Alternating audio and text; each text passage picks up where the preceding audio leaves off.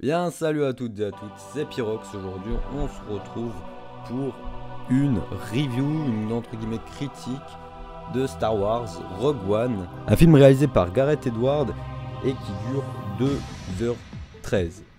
Rogue One est un spin-off de la saga Star Wars qui se situe entre l'épisode 3, La Revanche des Sith, et l'épisode 4, Un Nouvel Espoir.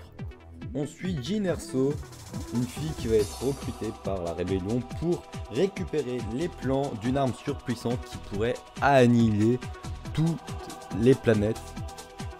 Une arme de l'Empire qui est rien d'autre que l'étoile de la mort. Et maintenant, qu'est-ce que j'ai pensé de ce film Star Wars? Globalement, le film dans l'ensemble est un bon film Star Wars. Ce n'est pas le meilleur, mais ce n'est pas le pire non plus. Et si vous voulez mon avis, le pire Star Wars, c'est celui-là qu'on a eu l'année dernière, l'épisode 7. Merci de ne pas rager dans les commentaires. D'ailleurs, je reparlerai de ce film à la fin de la vidéo. Parce qu'il y a certains points que j'avais dit qu'ils étaient faux, et j'avais d'autres points que j'avais dit qui étaient justes. Et c'est un film avec beaucoup trop d'incohérences, faux raccords, trucs non expliqués. Donc Star Wars 7, j'en parlerai à la fin de la vidéo, pas maintenant. Donc là, on retourne sur Rogue One. Honnêtement, pour Rogue One, je n'ai vraiment pas vu le temps passer. Film dire 2h13, donc normalement, tu as largement le temps de se faire chier. Bon, j'ai vu dans la salle, il y en a quand même qui se sont endormis. Mais ça, c'est bon. Il y en a toujours qui s'endorment. De toute façon, dans n'importe quelle séance où j'y vais, il y a toujours 2-3 blaireaux qui s'endorment. Donc, c'est pas un problème. Mais moi, je me suis pas fait chier. Il y a de nouveau de la politique. Bon, c'est Star Wars, donc ça rentre pas trop en profondeur, ça reste tout dans la surface. Et même de toute façon, politiquement, moi j'y connais rien à la politique, donc rien à foutre. Et on retrouve un personnage qui a fait l'apparition que dans l'épisode 3 et qu'on retrouve ici. C'est le père adoptif de Leia, donc Bail Organa. On retrouve le papa de Leia, enfin le papa adoptif, adoptif entre non, c'est Leia qui a été adoptée, mais parce que le vrai père, tout le monde le sait, c'est donc on retrouve le père de Leia, donc Bail Organa, du côté de l'Alliance Rebelle, et qui va aider à récupérer les plans de l'Étoile Noire les plans de l'Étoile Noire. Et donc du coup c'est Jyn Erso, un mec de l'Alliance Rebelle. Donc j'oublie tout le temps le nom, mais c'est un bâtard, faut le dire. Il a un petit charisme, mais il hésite pas à buter pour l'Alliance Rebelle. Donc est-ce qu'il vaut mieux que l'Empire? Moi je dis non, hein. L'Empire il bute parce que c'est les ordres, lui il bute parce que c'est les ordres. Donc je vois pas trop la différence. Limite ce serait un chasseur de primes, ça reviendrait au même. Enfin non, parce que le chasseur de primes, il faut quand même qu'il y ait une certaine classe, parce que Boba Fett, TMTC. Pourquoi je dis que c'est un sale bâtard? Donc comme je disais, il n'hésite pas à tuer n'importe qui. Et là, l'Alliance lui a demandé de tuer le père de Jyn Erso, donc Galen Erso, parce que c'est lui qui a inventé et créé l'étoile de la mort. Donc l'étoile noire en français, dans l'ancien film. Mais non, et c'est là que je bloque, parce que non, c'est pas lui qui a créé les plans de l'étoile noire. Parce que tu le vois très bien dans l'épisode 2, les plans de l'étoile noire. Tu vois le comte Dooku avoir les plans. Donc l'étoile noire était déjà en idée, les plans ils existaient déjà. Ils étaient même en espèce d'hologramme. Et c'était sur Geonosis, il le récupérait en espèce de carte hologrammique. Je dis ça? Je sais pas. Il le récupère comme ça. Et après il le donne à Dark Sidious. Donc je pense pas que Sidious aurait donné les plans à Galen Erso pour l'étoile noire, surtout qu'il connaît. Je pense pas qu'il connaît Galen Erso lui-même. Mais c'est pour ça que je dis non. Je dis au principe du film, je dis oui dans l'ensemble, parce que pour les entre guillemets puristes qui disent que la trilogie est une hérésie. Hein, l'hérésie, c'est celui-là qui dit que la prélogie est une hérésie et qui vénère l'épisode 7. Hein, donc non. À ce niveau-là, les plans, ils existaient déjà. Je veux bien qu'ils fabriquent pas le plan de l'étoile noire, mais qu'ils fabriquent l'étoile noire. En soi, c'est logique. Mais là, ils parlent carrément des plans, ils disent que c'est lui qui a tout, qui était en développement. Bon, bref, non, c'est pas. Je suis pas d'accord avec ça. Parce que là, carrément, les principes même des plans de l'Étoile Noire, ils étaient déjà. C'est déjà dit dans l'épisode 2. Donc, je suis vraiment pas d'accord avec. Avec ce film au niveau là, à ce niveau là. C'était une petite gourde. C'était vraiment une petite gourde. Je pense qu'ils ont. C'était quand même plus sur la trilogie originale que la prélogie, mais il y a des références sur la prélogie et ça fait plaisir. D'ailleurs, apparemment, Gareth Edwards, enfin je sais plus, il a eu quelques problèmes avec Disney. Je pense que ça devait être à cause de ça parce que Disney limite la prélogie, c'est une hérésie, hein. Et dans la prélogie, justement, ça met les bases de Star Wars. Certes, c'était plus long, certes, il y avait des moments un peu nuls. Et certes, il y avait Jar Jar. Mais Jar Jar, il avait déjà plus d'intérêt que cette de Rey, cette de...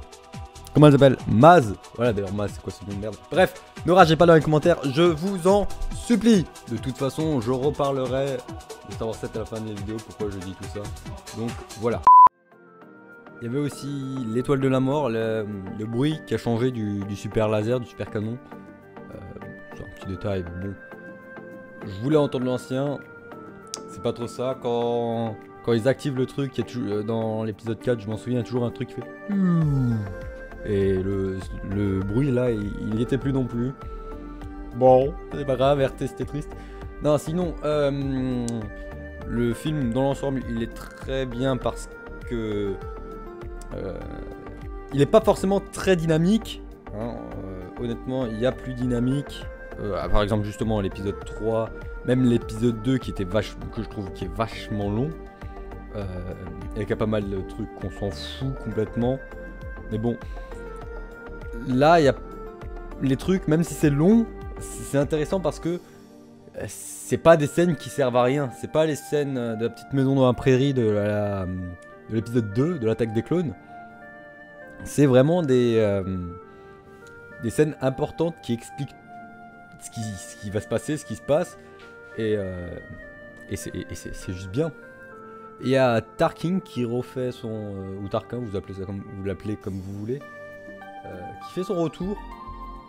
Je le trouve trop en synthèse. Je sais pas si c'est le même acteur, je pense pas honnêtement. Parce que tu vois au niveau des... entre guillemets, c'est Reed. Enfin non, oui, c'est Reed. Il y a des ombres partout. Et... ou peut-être que l'acteur, il est devenu un peu plus joufflu. Avant, il était vachement mec, donc du coup, il y a un... De toute façon, je mettrai une image au montage de Tarkin dans l'épisode 4. Normalement, il a ses joues qui redescendent à un moment donné. Et là, on a l'impression que c'est... Enfin, tout a été retravaillé.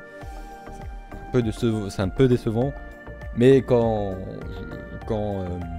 t'es dans le film, quand tu rentres dans le film, tu fais même pas attention. Honnêtement, tu fais pas attention. C'est juste après coup du film que tu dis ah ouais mais non, ah oui mais non. Et il y a eu le grand retour du Seigneur Vador. J'avais entendu à droite, à gauche, j'avais vu aussi sur internet qu'il y a pas mal de personnes qui disaient que le Seigneur Vador était plus sombre, plus cruel, plus méchant que les autres Vador. Ben moi j'ai envie de vous dire non, même complètement l'inverse. Oui, c'est une machine à tuer Vador, mais même s'il a fait pas mal de victimes dans cet épisode, l'épisode où il a fait le plus de victimes, je rappelle, c'est l'épisode 3. Il a tué des enfants, il a tué des Jedi, il a tué sa femme, enfin, et pas qu'un peu, c'est genre tout un temple. Et ça s'arrête pas là. Oui, ok, il était avec ses soldats clones. Mais les soldats clones, ils font pas tout seuls parce que c'est des clones, ils obéissent, mais ils sont pas aussi performants qu'un Jedi, par exemple. D'ailleurs, en parlant de clones, faut vraiment comprendre ça. Si à un moment donné, il y a un soldat clone sur la planète finale, j'ai complètement oublié le nom, une planète de plage. Il y a un des soldats clones qui dit ils ont enfin Il y a enfin plus de T4, un truc, ouais je crois que c'est ça. Mais les T4, c'est des soldats clones justement. Et s'il dit ça, c'est justement parce qu'ils ont été remplacés par des, entre guillemets, volontaires de l'Empire. Bon, c'est pas que j'aime pas les Stormtroopers, je les adore, hein, c'est normal, c'est aussi un peu culte. Mais les soldats impériaux, on le sait, c'est juste les soldats les moins efficaces de l'univers, ils tirent à côté. Ok, ils peuvent faire peur, mais quand tu vois ce qui se passe dans le film avec la rébellion sur Jeddah, tu vois qu'il n'y a pas que l'Alliance Rebelle qui se bat contre l'Empire. T'as un autre truc à côté, celui-là de Gamora, c'est ça je crois, Gamora, qui est complètement parti à l'extrémisme, il veut plus d'Empire, il veut plus rien, il veut repartir à zéro. Donc voilà, t'as vraiment... L'univers est beaucoup plus vivant que par exemple dans l'épisode 7. Certains disant que oui, l'univers est super bien, de nouvelles planètes. Bon, Jakku c'est une copie déjà de Tatooine. T'as Takodana qui est une copie de Yavin. Et faut arrêter, la toute dernière planète, il y a un peu d'eau et de 3 îles. Ok, c'est peut-être la seule qui est un peu originale. Mais c'est la scène aussi qui est complètement dégueulasse. Donc voilà, Rogue One, l'univers, quand tu vois des créatures, c'est pas que sur Jeddah. T'en as un peu partout. Et tu vois que les Stormtroopers, bah, il leur faut quand même assez flipper. Parce qu'il y a personne qui essaye de se révolter, à part sur Jeddah, encore une fois. Mais ça c'est pour pas que les gens soient à mon avis trop dans l'attente d'avoir un peu d'action. Parce que c'est vrai qu'il n'y avait pas trop eu d'action, c'était beaucoup de blabla. Et pour un non-fan de Star Wars, il se dit mais qu'est-ce qu'on s'en fout de ça. Mais en vrai c'est super important. Mais bon, donc du coup tu revois aussi un petit... furtivement tu vois le mec de l'épisode 4 de la cantina, le gros pif et la créature là qui se font défoncer par Ben Kenobi ou Obi-Wan comme vous voulez.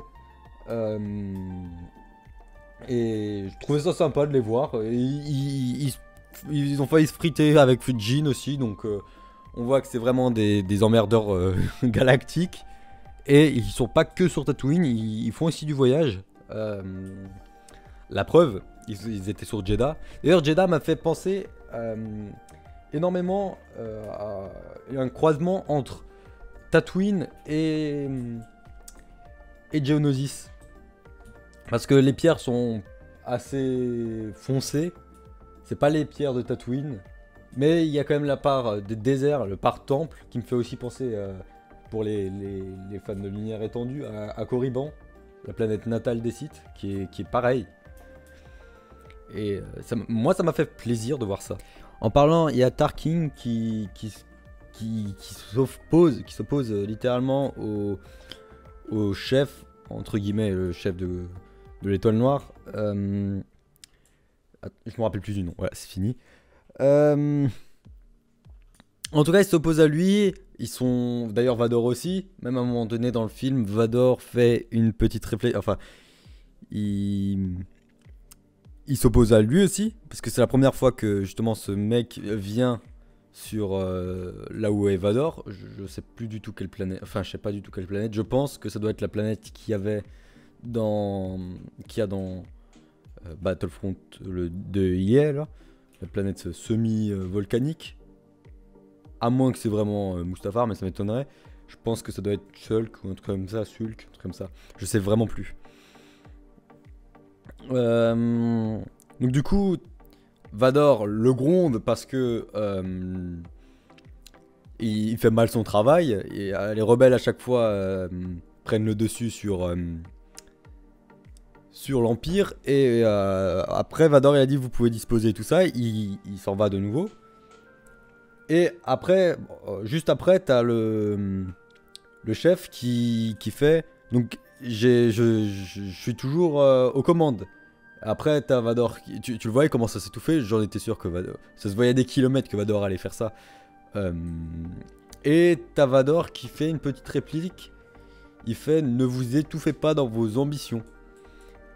C'était plus. Bon, ça a un petit peu un petit côté comique, mais pas obligatoire.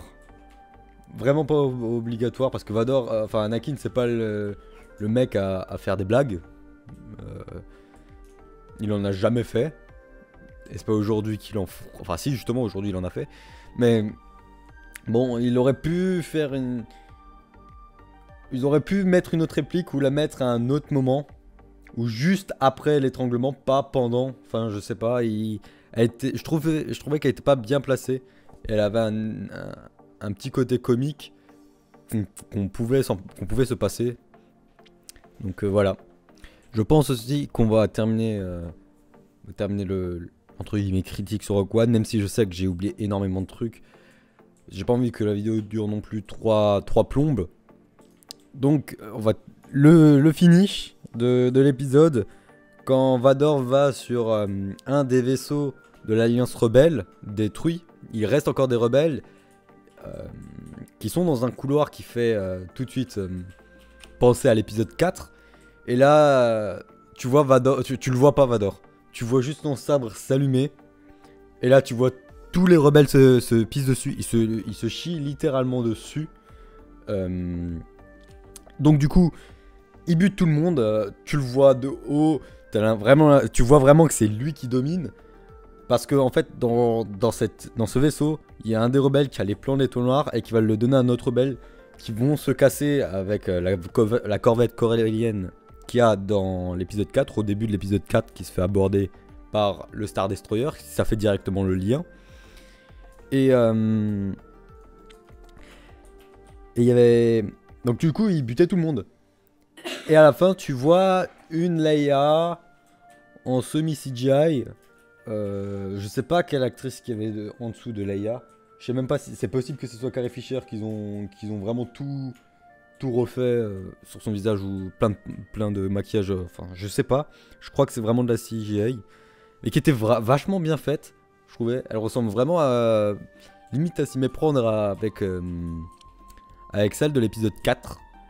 Et c'était plutôt bien fait. Contrairement à Tarkin, si tu relis directement avec l'épisode 4, tu vois que dans l'épisode 4, il a l'air un peu plus vieux. Et pourtant, ça se colle. Les épisodes se collent. Et normalement, c'est aussi censé faire le lien entre l'épisode 3. Et justement, ça fait vraiment pas le lien avec l'épisode 3. C'est plus collé avec l'épisode 4 que l'épisode 3. Et c'est aussi à cause de... Il n'y avait pas d'intro, il n'y avait pas le texte au début. Il n'y a pas tout ce qui se passe. Et on sait plus ou moins qu'il se passe une vingtaine d'années entre l'épisode 3 et 4, justement, pour que Luke ait le temps de grandir, Leia aussi. Et le problème est là, c'est que entre l'épisode 3 et 4, on a Rogue One. Et donc du coup, moi, au début du film, j'étais totalement paumé. Je dis, mais attends, c'est plutôt l'épisode 4 ou c'est plutôt l'épisode 3 là? Enfin, j'étais vraiment paumé. Et à la fin, ça faisait directement lié à l'épisode 4. Et là, à ce moment-là, j'ai fait, bon, ok. Il faut vraiment attendre la fin du film pour comprendre. Et c'est dommage. Donc si je devais donner une note à ce film, déjà visuellement c'est beau, très beau. On a plein d'environnements différents, de planètes différentes. Donc si je mets une note, c'est déjà rien que ça fait directement 10. Maintenant je vais passer à ce qui m'a déplu dans l'épisode 7. Donc pour ceux qui n'ont pas envie, je vous dis à la prochaine. Et si vous avez aimé, like. Donc Star Wars 7. Les gros points noirs du film, c'est comment le Premier Ordre est arrivé, comment la Résistance s'est créée. Tout ça, ils ne nous le disent pas dans le film, c'était un gros point noir. Les noms des personnages absolument pas recherchés, Finn, Repo, bon voilà, c'est nul à chier. Le coup de la base Starkiller, ok, ça fait une petite référence. Mais bon, on s'en foutait un peu. Une nouvelle étoile noire, non. Pas d'étoile noire. Voilà, les planètes Jakku, Takodana et tout ça, on a déjà vu, on n'avait pas besoin de les revoir. La scène des Raftars est inutile. Quoi d'autre? Maz qui sert à rien. Le sabre qui est de nouveau là, qui était censé être perdu sur Bespin. Hein, je vous le rappelle. Quand Vador coupe la main et que il tombe, Luke, dans l'espèce de tuyau. Il y a des griffes et la main, elle perd là. Et tu retrouves le sabre, on ne sait pas comment. Et encore, ça c'est pas expliqué. Ils disent, je t'expliquerai plus tard. Mais non, explique-nous maintenant. C'est maintenant qu'on a envie de savoir, pas plus tard. Kylo Ren, il aurait dû enlever son masque au moment, pas avant. Donc voilà, c'est tous ces points qui m'ont fait que Star Wars 7, je n'ai pas aimé. Donc voilà, la vidéo est terminée. Vous pouvez liker, partager, tout le bordel. Et moi, je vous dis à la prochaine pour de prochaines vidéos. Ciao tout le monde.